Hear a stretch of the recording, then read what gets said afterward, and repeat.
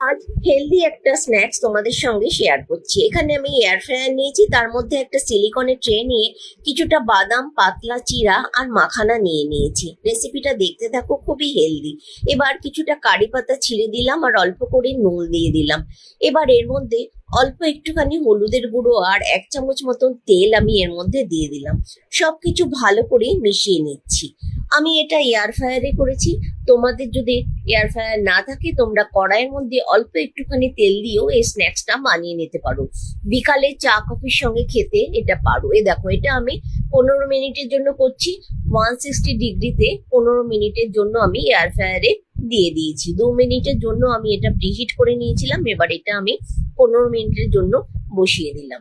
15 minute পরে দেখতে পাচ্ছি, দেখো হয়ে গেছে।